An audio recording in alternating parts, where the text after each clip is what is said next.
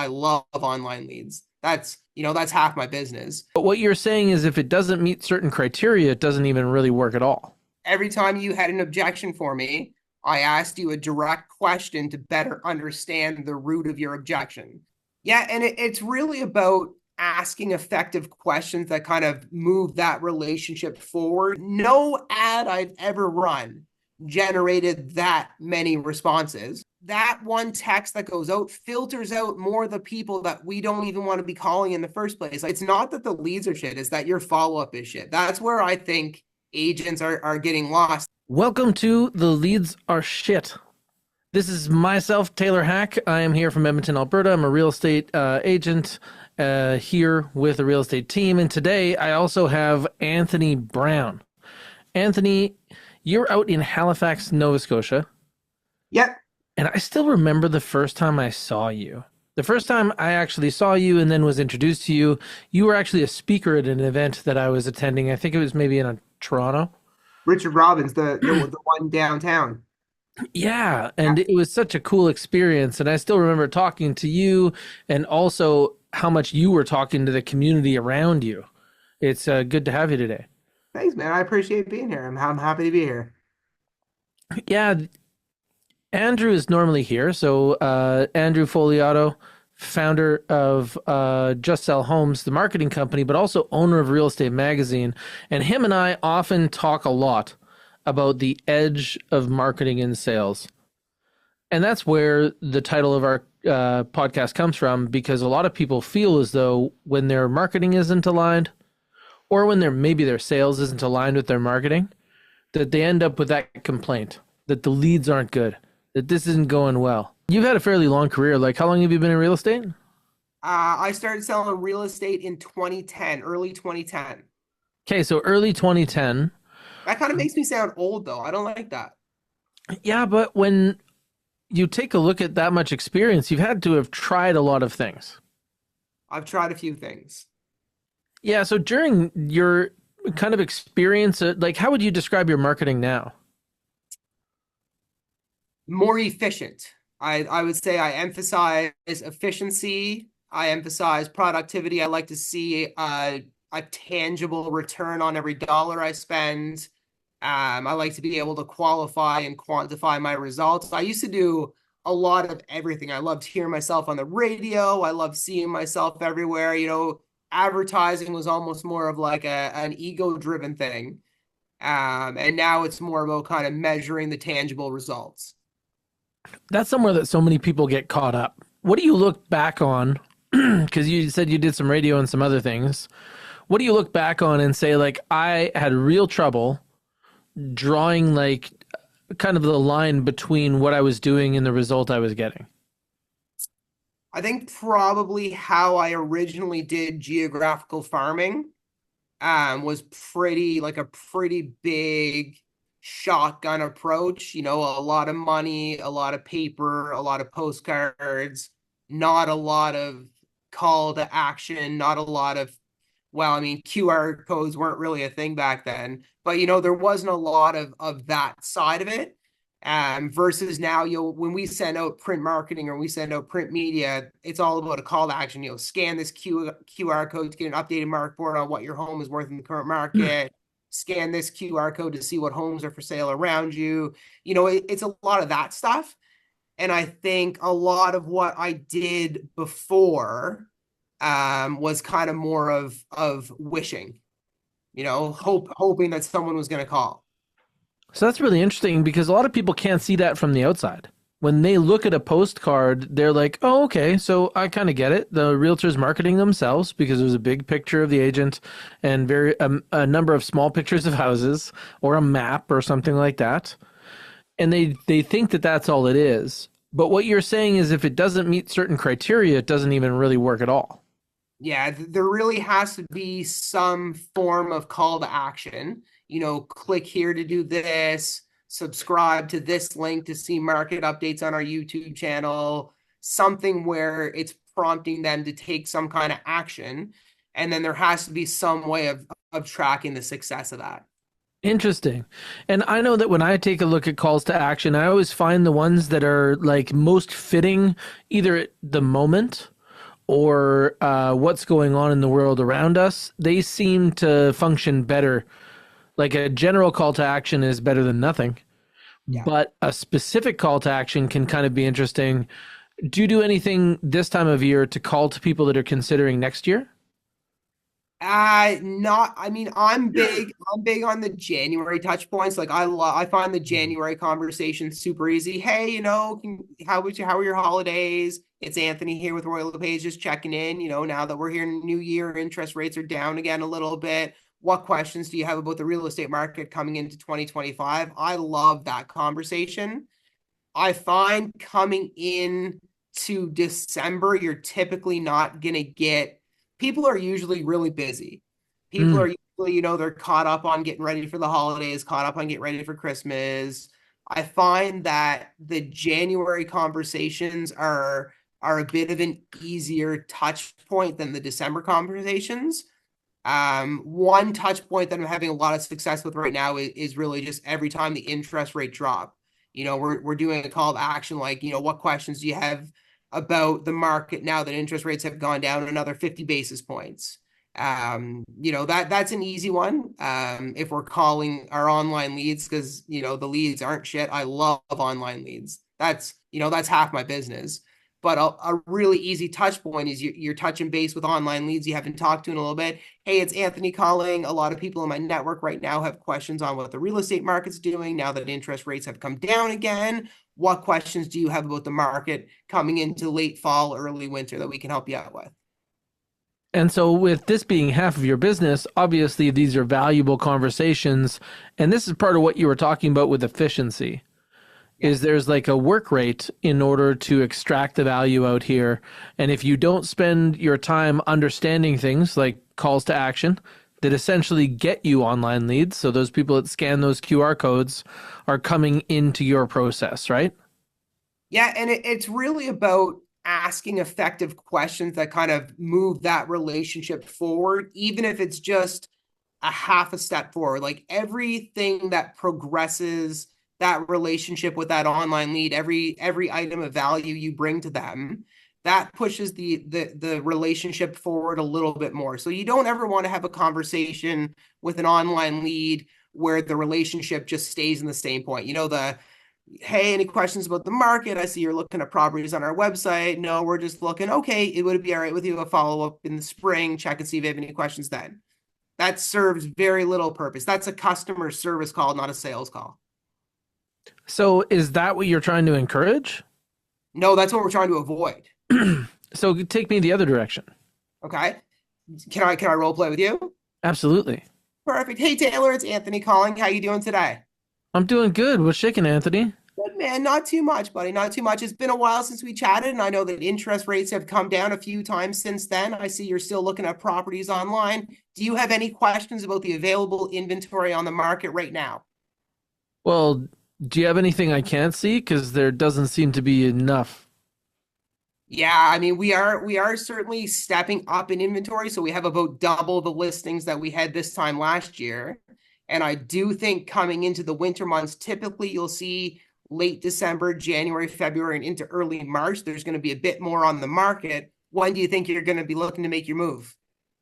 Well, I'm open whenever, but it kind of feels like when you shop at Winners right now and all the good stuff's gone and everything left is kind of overpriced.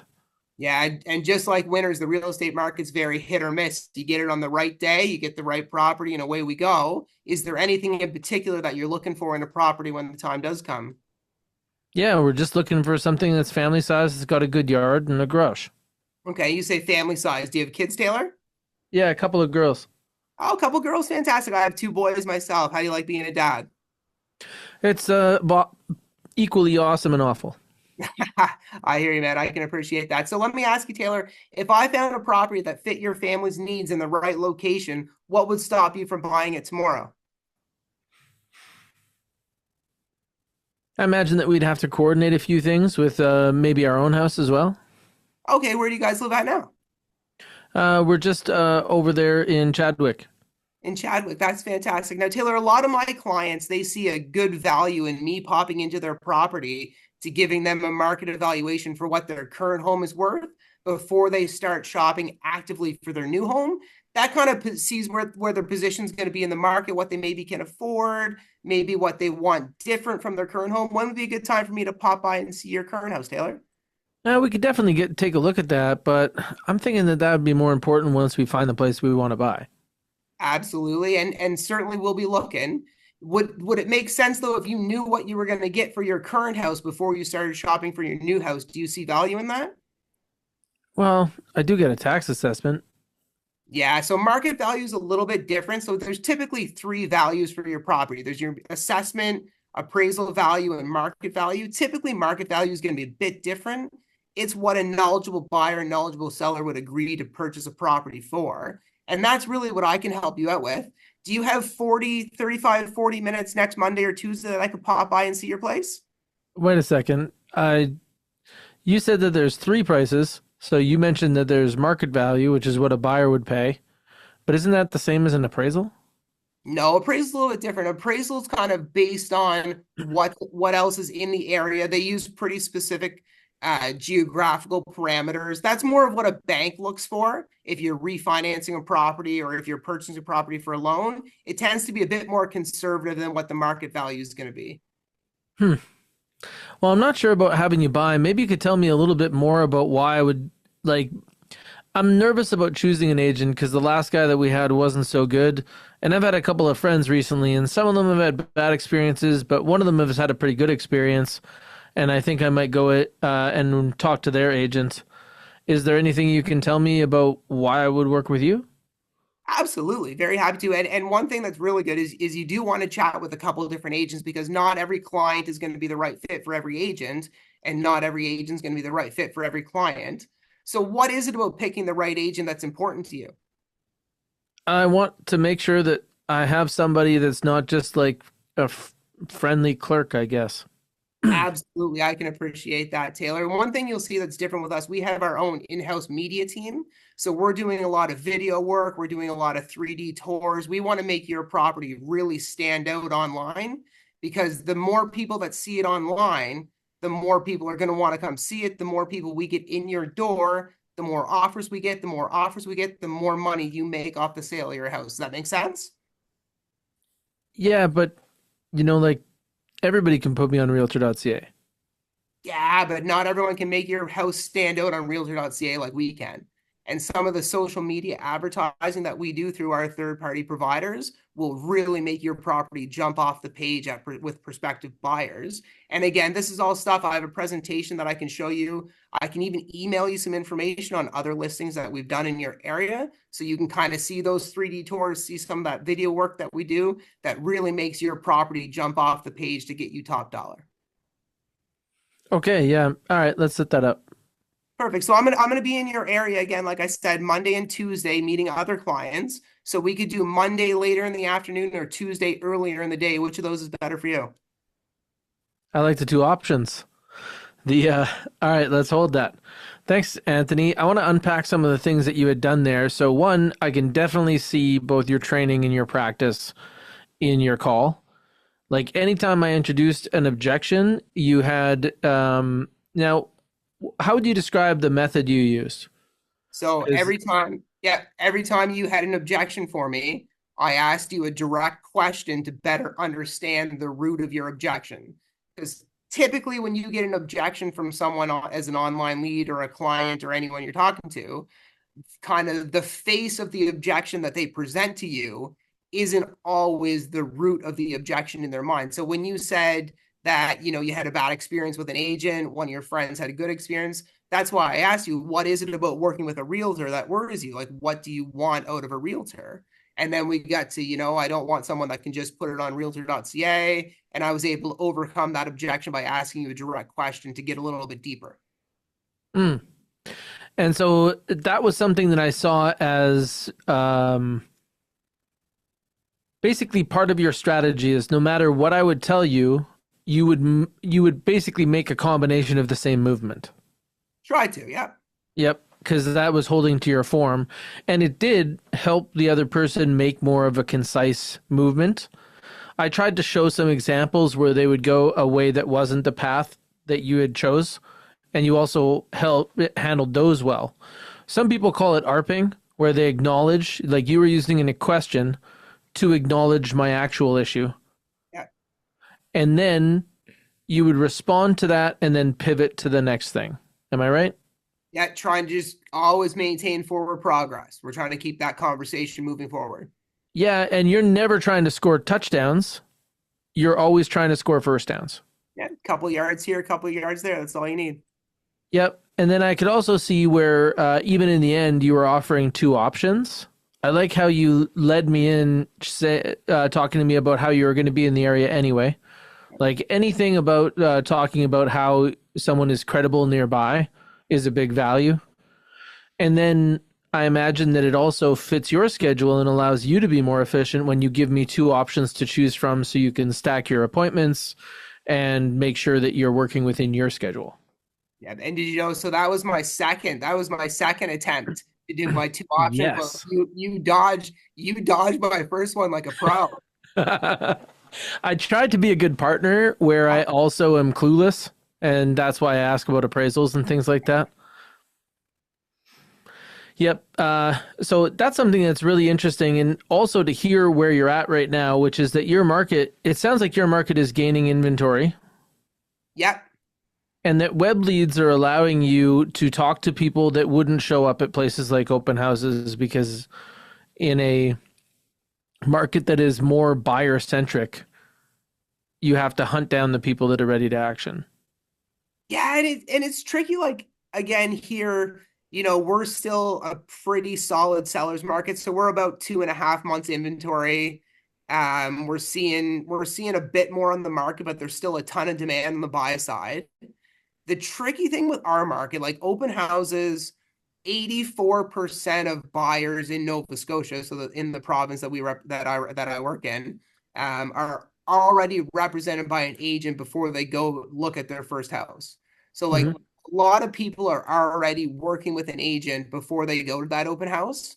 So really, we're trying to get them converted and working with us before they're out going to open houses. Because if you meet them at the open house, typically you're a step too late already. That's interesting to know because you definitely have to adapt your marketing to your market. And that's where people often feel misaligned. And they're like, man, I'm doing open houses, but the leads are junk. Like people coming through here all have agents. And it's like, you have to go upstream. Yeah, The competition has risen to the point where that is no longer, that's just the noise. That's not the level of play you need to be at. yeah, And I always look at web leads as doing like directional drilling, where I don't need to own the land that I'm drilling into. In fact, what I'm normally doing is drilling in to my opposition's database. yeah, Because when we talk about lead quality, it's always proportionate to the quality of response. And so many people don't get a good response from their own agent, the person that worked with them last time. They send them a message, they send them a text, they send them an email to an account that only sends out their blast, yeah, and then they don't make contact. And like 3 hours later, they're anybody's client, you know? yeah, yeah. And it's interesting because I love the title of your guys's podcast. The leads are shit. I always tell people when I'm doing training, like I do a lot of online leads training. It's not that the leads are shit, it's that your follow-up is shit. That's where I think agents are getting lost. They have all these leads, and yes, there are some leads that are good. There's some leads that aren't good. There's some leads that are terrible. That's just the nature of the game. But I've been doing this. So I started doing online leads before online leads were even a thing. So I would run 12, 13, 14 Kijiji ads a week when I started in real estate. And I would keep all of my Kijiji responses in an Excel spreadsheet. Like I'm dating myself big time here, but I'd run 3, 4, 5 Kijiji ads a day. I'd refresh them at 8 a.m. and 8 p.m. every day because once they got to the second page in Kijiji, they were toast anyway. So you had to constantly refresh them. But I'd keep all my leads coming in from my Kijiji ads in an Excel spreadsheet, and I called, texted, emailed, followed up with them all manually. It's so much easier now, and yet people's agents still aren't doing it the right way. Hmm. That's wild. So that's a big thing when it comes down to getting people that are looking out there at property. right? Like that's the number one way that web leads are generated is that people are inquiring on property and then there's some type of kind of almost like a simulation, like a paywall, where they would have to enter in their information in order to get more information. Exactly. So you're talking about like a squeeze page. Hmm. Yeah. Yeah. So where the exact conversion happens now, when you think about automation in your conversion process, Yeah. how much is automation is the right amount? Depends on the time in the lead cycle, right? So Harvard did a ton of research into online leads, and this isn't just real estate, this is across all industries. But basically, you have 60 seconds from a lead registering on your website, a lead hitting the contact us button, or a lead sending a question in on your website. You have 60 seconds to contact that lead before they move on and ask someone else. So that's one place where automation is crucial. So you should have an automated system. If someone registers on your website or asks a question about a property, or submits a property view, anything like that, within 60 seconds, they should be getting a text from you automatically saying, hey, parenthesis, lead first name parenthesis. So it's automatically fill in Taylor's name. It's Anthony from Royal LePage. I received your question. Thank you so much. I'm looking into it and I'll get back to you shortly. Or, hey, Taylor, thanks so much for registering on our website. Someone, myself or someone on my team will be reaching out to you shortly. But if you have any pressing real estate needs, please don't hesitate to reach out before that. There has to I be like it. some form of automation immediately upon someone registering on your website, sending an inquiry, or asking a question. I totally agree with that. And Andrew's talked a lot about this as well. And he also likes the idea where you split them or give them two options, just like you do with scheduling. Yeah. Hey, are you just here for more content or was there a direct need right now? Yes, I love that. Yeah. And that's something that we can all tweak in our first response. I know that there's a lot of companies out there that are talking about providing AI responders. And I always joke about how if those AI responders worked, it would be easier for them to get real estate licenses than it would be for us to replicate that. They just like that would be the day that it would be real challenging as real estate agents. But that's not upon us at this point. Why do you No, think they don't work? I think people still want to know that they're talking to a real person. I mean, you can tell if you're talking to an AI chatbot or if you're talking to a real person. And I think, that first automated message we've designed specifically not to sound automated. Like even though it comes instantly and you might assume that it's automated, we're trying to make it look like it's not. And then after you respond to that, you're then talking to me directly or someone on my team. Mm-hmm. Yeah, there's I think that it's a situation where we need connection.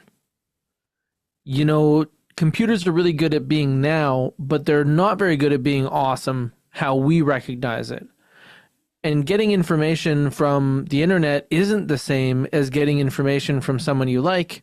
It's not the same as getting information with context and getting someone who will ask you a few questions in order to make sure the information is like custom for you and doesn't accidentally lead you in the wrong way. Andrew is bumping in the chat saying that people are getting better at recognizing AI, and they went through the same thing when they were releasing computer graphics. The term for it is called the uncanny valley. And what it is when something looks human, but it's not quite human, it gives us an immediate neurological repellent effect. It's to prevent us from being susceptible to like things that would have imitated us maybe way back when in our evolutionary story, right? But that's the same thing now when you can see some patterns in artificial intelligence, and immediately it has like the negative captcha effect, where it's like, click the bridges, you know? Trigger I warning. I always pull the parallel of a financial advisor because I think of, someone's buying or selling a $700,000 property. That's really the same as giving someone $600,000 or $700,000 to handle in the markets. from on a short-term perspective, if I'm investing $700,000 in the stock market or in mutual funds or index funds or whatever, and I have a question about the performance of my account or what's happening, if I had a chat bot answering my questions about my $700,000 that's currently in an index fund, and what impact the US dollar is going to have with the presidential election on my investments, and I'm getting an automated AI chatbot responding to my questions, I'm thinking, no, thank you. That just me personally. I think real estate consumers have that same mentality because we're dealing with the same amount of money in theory. Everywhere. Like I drive a Tesla, and I went into the dealership and everybody there was super friendly. But when I was trying to figure something out, like I just wanted to know about my process, I did want to talk to a person, and I called their 1-800 number to get to the dealership to talk to somebody, and it just sent me in loops. It was so frustrating. Yeah. And I think that that's the same thing that we see. And there's going to be so many companies that depend on AI. There's We're very likely to see some type of regulation about artificial intelligence calling and texting people, just like we used to see with auto dialers that were recorded messages. There's a whole bunch of regulations around those. So that I don't think that that's the way that we want to head. But how do you, like, when you're saying that some leads are good and some leads are not, is there things you do in your process to ensure higher quality? I mean, I think so. So we definitely invest more money into our lead avenues that populate a better response when we're qualified. So I look at a lead's intention. So, we do a lot of Facebook advertising, we do a lot of Instagram advertising. All you have to do to respond to one of our ads is just click the picture, and we're going to get your information right from Facebook. That's great to get a whole bunch of people to call, and there are some really good leads, but the intent would be higher if we got a Google AdWord lead that came in through a Google search where they actually had to go on and say, hey, Google, show me a couple homes for sale in Portland Hills. It clicks up. We bought that search, so our site populates at the top. They click it. They actually have to search for a house on our website, and then they put in their information. That lead has about, you know, 60-70% more likelihood of actually purchasing because their intent is that much higher. They had to go through 3 or 4 steps to register on our website versus just clicking the picture of a house on Facebook. Now, again, both are good because the social media leads that have a lower intention, there's still good leads in there, and your cost per lead is considerably lower than what you're going to get on a PPC campaign through Google or something like that. So, I mean, each serves a purpose, but we're definitely putting more of our budget goes into the higher intention leads.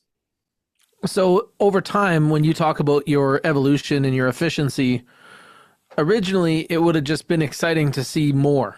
Yeah. Know that you were doing more, know that it was out further, and kind of do that effect of put it everywhere. But when you're marketing to people without attention, you can really burn cash, right? Yes.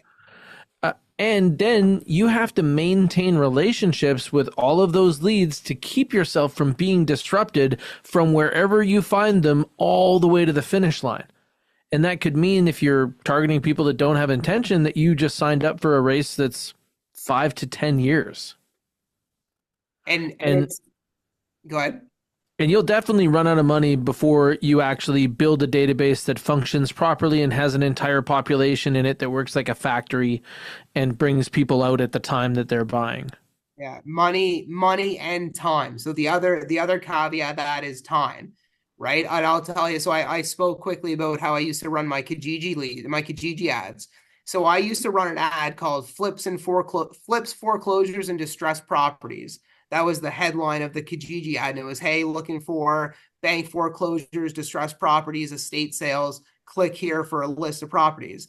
And I used to get hundreds of responses to that a week. Like, I'm telling you, no ad I've ever run generated that many responses. But I don't know that I ever got a qualified client out of that ad. I don't know Hmm. that I ever got someone that ended up buying a property from that ad, because everyone that came through, didn't have jobs, they didn't have money, they had no down payment, they wanted a house for $50,000. But Yeah. I thought I was the cat's meow because I was getting hundreds and hundreds of names and emails every week from this ad. But really, it just, well, I guess I developed my script and it allowed me to practice. It gave me people to call early on, but really no tangible gains from that whatsoever. You know how when investors buy rental units, you can kind of tell them that your geography will dictate who your tenant is. Yeah. If you buy something over here, you rent to the people that live over there. Hmm. Same thing here is the bait you use is going to be the fish you catch. And if they're not edible, then you're fishing in the wrong spot. Yeah.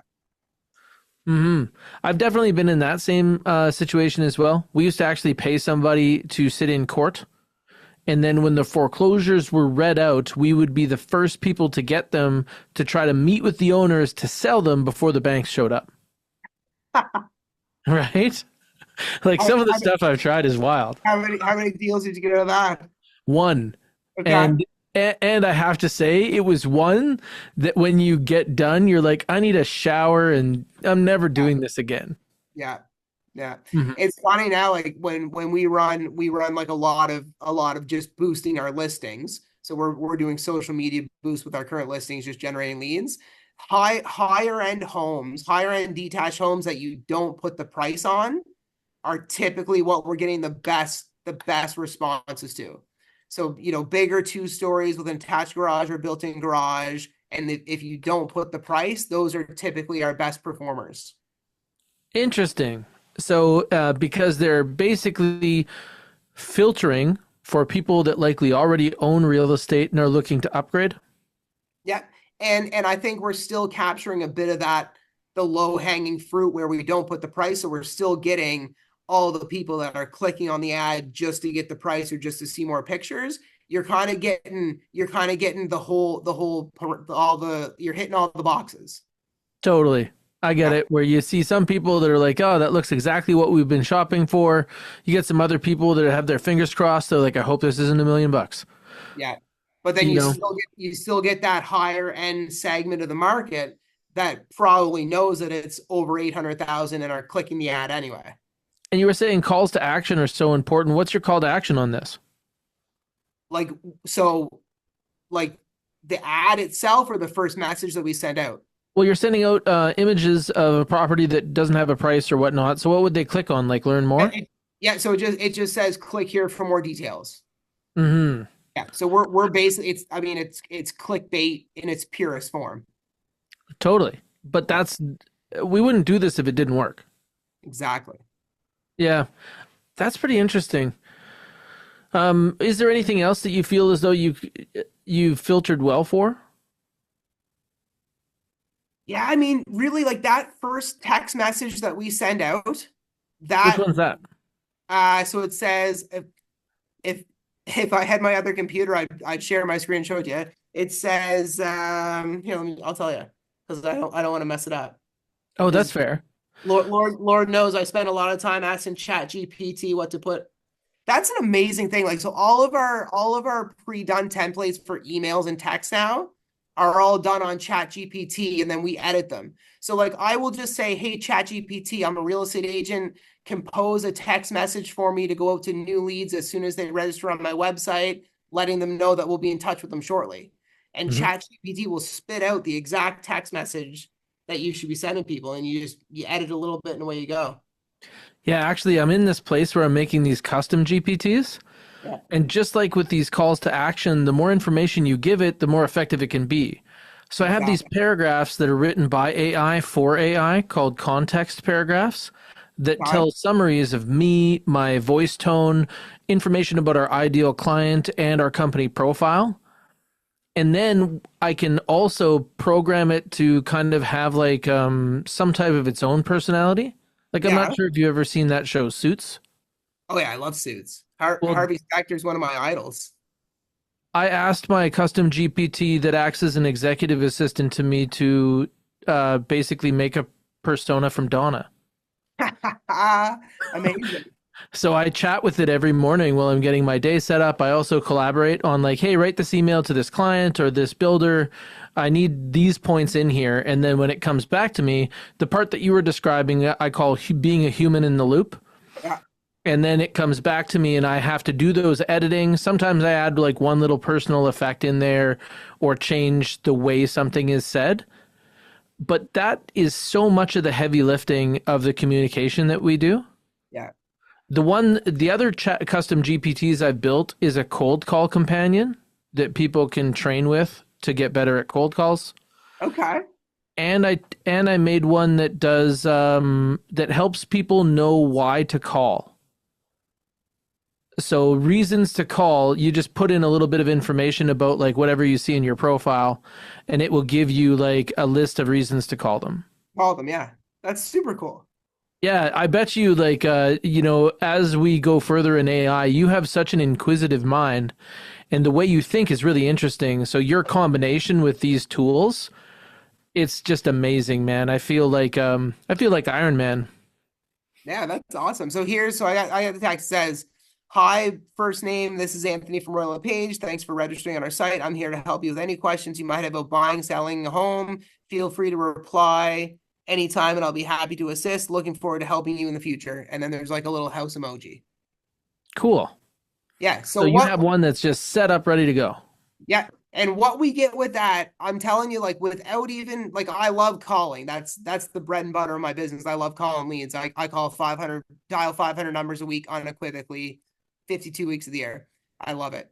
But that one text that goes out filters out more the people that we don't even want to be calling in the first place. Like the people that have no interest. Like we get a lot of, hey, no, thanks for reaching out, but we were just looking for more pictures. Or I just wanted to see the price.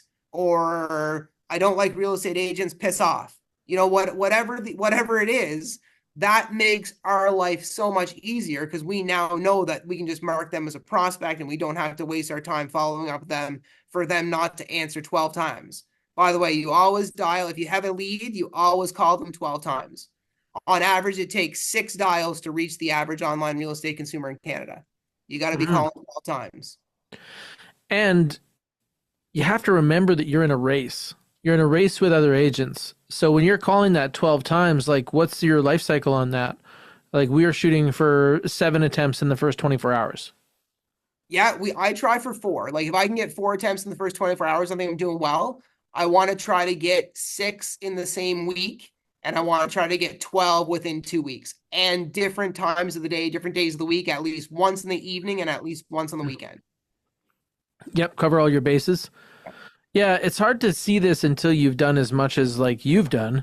But if you zoom out, you realize that you're in a race with like maybe 10 other agents in the beginning, but by the time it's been like a few days, you're in a race with maybe one other person and whoever they bump into next at an open house or whatever happens next. Yeah, And that's it's definitely good chase program. Yeah, and it's interesting. So the tricky thing with online leads, like the typical real estate agent is calling online leads when it's convenient for them, but your online leads are going to work with the agent that communicates with them at the time that's convenient for them. So agents are trying to call, between certain hours in the morning or certain hours in the afternoon, thinking that that's going to hit them all, but really you want to talk to that consumer at the exact moment that they're ready to have that conversation, and you never know when that's going to be. So you really got to basically just make your dials, make sure your schedule allows for, dialing in the evening and also dialing in the weekend and kind of have those shifts. And you were Absolutely. saying you do about 500 dials a week. Do you use a dialer?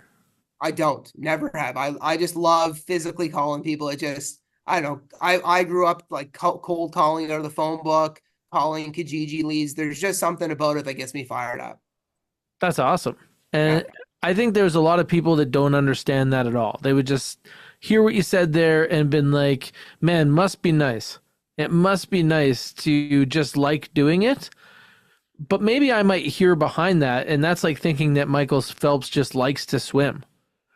You understand that you have a higher tolerance for this grind than others. This is something that other people describe as hard that you see as being easy, but you also have trained it to the reward system. Yeah, and I'm just Like you generally win a lot, hey? and I'm just generally kind of weird. Like I'm just a weird dude. I love call. I could take if I had 100 people consecutively that said no to me or hung up on me, I would just be more fired up to call another 100 people. Interesting. Yeah, Well, it and I was definitely gets you a lot of places. Yeah, and I was gonna say, so one thing about texting. So if you're using, this is like a pro hack, if you're using a different phone number, so you want your automated text messages to be coming from a number that's not your cell phone number. So, your CRM, whoever does your online leads, buy a secondary number that your automated text messages are going to go come from because that allows you a really easy second opportunity to text. Texting is the third best form of communication. So on the phone is number one, video messaging number two, texting number three. So if your automated messages from your website or from your CRM are coming from one number, you have the ability to text them again in the same day from your cell number and say, hey, it's Anthony, just wanted to reach out. This is my personal cell. Whatever you need, please don't hesitate to reach out. They don't have to know that everything goes to the same spot. It comes from two different numbers. They don't know the difference. But Hmm. that personal text is a money for converting leads. It's money. That's awesome. Yeah. So when it comes down to the other side, like the seller side, Trisha Murtaugh, she was asking about how you feel about door knocking.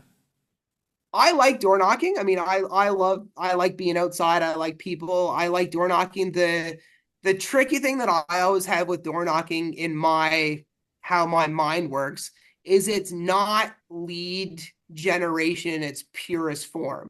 So it's more of a quality interaction, but lead generation, lead conversion is all about just how many people can you talk to and how short of a period of time.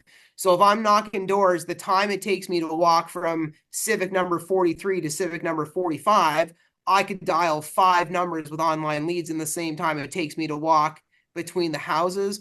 Typically, your conversations are a little bit longer.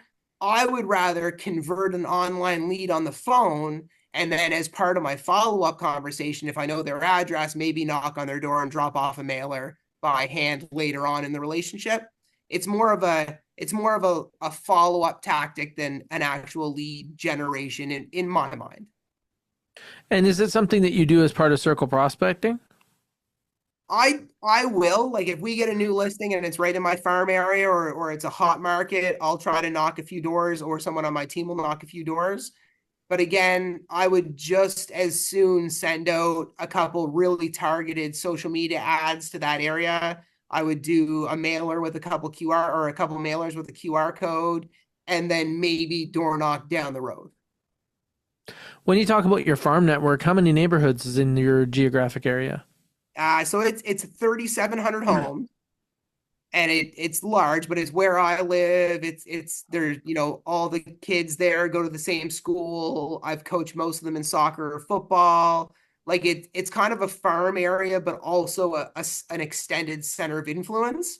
So Hmm. it serves two kind of purposes. Like it's a big farm area, but it's our lake and then the neighboring lake. It's a pretty tight knit community. They trick or treat at my house, multiple benefits. Oh, that's fantastic. But you keep referring to it as being large. So when you talk to people about geographic farming, where would you suggest they start? If I was a new agent and I was starting, I would start with a pretty specific set of maybe 500 to 700 homes. And you say a specific set. Talk more about that. So I would pick something with a good mix of different types of properties. So semi-detached, maybe some condos, some detached homes, some higher end stuff, some lower end stuff, maybe some rentals, like get a really good mix of demographics and kind of price ranges. I'd want it to be somewhere where I have some form of ties to the community. So maybe where I lived or where I grew up, where my parents live, something where you have a bit of an in, and also somewhere where you can get a little bit of extra interaction. So maybe there's a coffee shop that you can go sit at once a week, or maybe there's a park where you're going to walk your dog once a week, something like that that's a little bit above just sending out your quarterly mail outs and a couple postcards and a Christmas card with a fridge calendar. Hmm. So, for your farm network, do you do events in there as well? So basically we advertise our client events to the farm area as well. Now we don't get a huge turnout. We're hoping to kind of change that. Like I want to do this spring, I want to do professional photography in our park so people can come with their families to the park and get a family picture done for the spring. And they'll be with our photographer. So we are looking at doing specific events. I've sponsored like the community cleanup. We do like a big spring fling. There's a fall barbecue. There's a bunch of stuff like that that I've put my name on and helped out with. But really, the next level of that is going to be hey, this is just an Anthony Brown event. And we're going to be offering something pretty cool. So, like family photography down at the lake, something like that. That does sound cool. Yeah. So this is something that's on your mission list for 2025, it sounds like. Yeah. I'm thinking the spring, like late spring, early summer. Hmm. Is there anything else that you're looking to change about your business as you go into next year? Ooh, that's a good question. I I've been kind of on this journey trying to shift more from like we generate a ton of buyer leads and I do like working with buyers, but they're definitely more of a time commitment than a seller. Especially in the market that we've been in now for 5 years, like going back to 2019, it's definitely an easier market to sell in than buy in, and that's not changing anytime soon here, like where we are. So just not eliminating the buy side business because that's by no means what I want to do. Like I like working with buyers, I like being out there, I like showing homes, I enjoy seeing the inventory, but more targeted online leads for sellers, I think is what we're going to be trying to do. And not we've never had a ton of success with what's your Dartmouth home worth, what's your two-story Dart. Like we tried to be really dialed in with that. We've never had a ton of success. So maybe tweaking what we're doing with our seller online lead conversion. Most of our seller leads that we convert, believe it or not, come from our buy ads, like our ads targeted at buyers. Absolutely. Well, this is still so. This is my theory on this: is that nobody ever wants to sell. It makes Mm, them feel judged. They find it stressful. It's where you actually count up the money that will or won't allow them to do whatever they dreamed of doing next. Most people feel like they're about to get let down. There's all these conflict emotions that come up around selling, right? So when you take a look at seller behavior, they end up going to the internet and they're just like, oh man, who's the best realtor? yeah. Who's the best? Like, I just need the money. Who can give me the money? Is a lot of times how they express themselves, unless you step into why they're doing this. Mm. So that's where the buying or the property advertising comes in, because if you meet them because they're interested in buying something, like maybe you had listed or your website captures that kind of traffic flow, well, now you get to have the conversation with them that's, hey, if you want this, I understand you have to do that, and that's your sell side. So if I had an unlimited budget and I was super super smart and I was like a big IT guy, do you know what I would do? I would do a real estate simulator software where you could have, how have you ever seen the you can do a real estate agent simulation? Like it's click here to try a career in real estate. And it basically is it's a simulator where you go through like a bunch of different things and what you would do, and it gives you a score on how you would be as a real estate agent. Have you ever seen those? No, but it sounds like choose your own adventure ish. Yeah, yeah, kind of. It used to be a big recruit. Like when I started in real estate, it was a big recruiting tool for landing like leads to hire agents.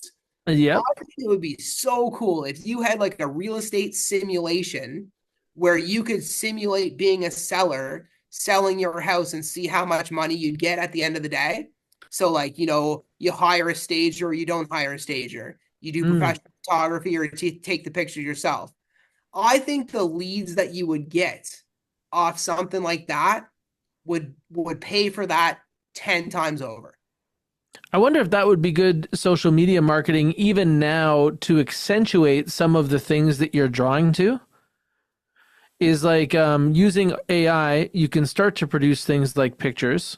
And imagine you show a young couple that would fit the demographic of your listing or of a listing walking through, and they seem confused because the property's empty and they're wondering if their kitchen table will fit or not. And they've got like a tape measure out. And then you get the same couple and have AI generate it as an image of them with staging. Aging, yeah. And instead of being suspect in will it fit, they've now easily established that it will fit and are moving on to where they would plan Christmas. Yeah. That's where you're going? Yeah. Like how great would that be for generating seller leads? Yeah. Or also like the spicy stuff. Like, could you imagine taking a picture of a house that has like a couple crumbs on the floor and then getting AI to like mega the crumbs so that people could see how buyers actually see it as a way better, bigger disruption than it is? Yeah. Or like leaving things out at showing. So like you decide not to clean your house before a showing and the buyers come in and you get like the simulated comments that a buyer would actually have during a showing when there's dirty dishes in the sink. Oh, or when they come up to a closet that's full of stuff Yeah. and they're just like, oh, it looks like this family's struggling with storage space. That would Yeah. surprise so many people. Yeah. Hmm. But like the qual like just the sell I think the seller leads you'd get off that if you ran that as like a land even just a landing page like lead gen, the people that would do that, I think that'd be crazy. You could micro it and make it bite sized like we always do on social media, right? You could make a carousel about the things that sellers are concerned about, like judging them on cleanliness or whether or not they spent the money to, paint their baseboards or whatever else like that. And it could probably cue some good conversations. Good. Hmm. Well, that's awesome, man. I really appreciate you joining us today and kind of jamming through these things. I want to invite everybody who's attending right now, if they have questions that have come up that you want to ask of Anthony, like you're talking to somebody who dials 500 people a week. How many people do you know that do that? And how many people do you know that have done that for like over a decade since before web leads were cool? So before I did the Kijiji thing, I used to go on Google Maps. I'd pick a neighborhood and I'd write down every street name in the neighborhood and I'd go on 411.ca and I would do a reverse address search for all those streets. This was back when people had home numbers, home phones. And I would Hmm. print off on 11 by 17 paper thousands of names and numbers from any neighborhood I wanted to call. And I would just start top left and go down to bottom right. Wow. That is that's a cool origin story. I remember talking to Richard about his, and he used like a ruler that he slid over the actual white pages Yeah, to he keep his told me that track. story too. Yeah. That's incredible. Andrew, do you have like one or two sentences in you? What's going on here? Yeah, no, I was just gonna come on before you shut it down and Well, I just say thank appreciate you you for hanging out for this. thank you for stepping in for me when I couldn't speak this morning, jumping in and helping me out. Yeah, Anthony Problem. was here on zero notice today. Yeah. I did not mention that, but he Well, basically thank said, I you. got you to Andrew. Yeah, Anytime, anytime. appreciate it. And then I'm not here next week because I'll be on a plane coming back from Anaheim, last event of the year. So There you go. That one should more be a good week you one. don't What have are to you going to listen to me. Anaheim for? That's another conference, and I'm doing the AI powered social selling system presentation. So, how to Awesome. use AI to get business from Instagram faster. Hmm. How do you use AI to get business from Instagram faster? So, they wanted AI in the titles, Save your voice added for it. later. Yeah, Yeah. yeah. The answer is very carefully. DM a lot of people manually, but then you get ideas from stuff with AI, basically. But really, at the end of the day, it's still you got to be the human in the machine. Yep. Human You in the just loop. use it behind the scenes. And then the big thing with AI, which I always bring up, is like there's even studies about it. Like if you say you're like an AI powered realtor, they trust you less. It's like you don't talk about using it, you just use it in the background to make yourself more efficient. This is the whole thing. I'm actually talking to some people in the background about doing a very large conference next year. And what I want to talk about is the edge of being cybernetic. Like, how should you use AI in a way that actually does well? And I really see it as we should be augmented by AI, but the part that the client feels should be accentuated by that. All Like tech, when like I'm using an AI note yeah. taker, that means that you don't have to look at the top of my head while I take notes, right? When I'm using an AI note taker, that means that I just have to remember to ask the great questions, and you can have confidence in my perfect memory. You've never had an agent before that had a perfect memory until I came along. So it goes back to like even remember when I was first started doing like training sessions at offices, is like it was when e-signatures were being legalized. And the discussion back then was like, okay, but this is going to take me away from my client. It's like, no, like e-signatures, AI, every new tool is about giving you more time with your clients. Let's get rid of everything else that wastes your time. Man, when I was a new agent, I remember driving to somebody's house at 11 p.m. to get signing and standing in the kitchen with some lady in her house coat. And at that moment, I realized, like on the drive there, I'm like, I'm so awesome. Look what an awesome realtor I am. Look how dedicated I am. And then when I got there, I realized that nobody wants me in their kitchen at 11. And never mind AI. The biggest thing that changed my business was fax to email. When fax to email came out, that was life changing. eFax. I used eFax for that. I And was that, doing mortgages when we would Yeah. get oh, faxed agreements. And Yeah. they were initialed back and forth so badly and ran through the fax so many times, the page was black and you would have to like decode it. Yeah. You always needed the clean copy for the lawyer too at the end of a deal. fax to email saved hours of work every week. Yeah. Hours of work every week. Incredible. Anthony, if people are If it trying to was. find you or find your course, where do they go? Yeah, so I mean, askanthony.ca. Look me up on social, Anthony Brown on Facebook, Ask Anthony on Instagram. The best way, if you want to have a chat, like I love booking one-on-one calls. If you ever want to jam about online leads, lead conversion, lead follow-up, I love that stuff. I might talk to you for longer than you want, but that's okay. Send me a text, DM me on Facebook or Instagram. We can set up a call anytime. I love this stuff.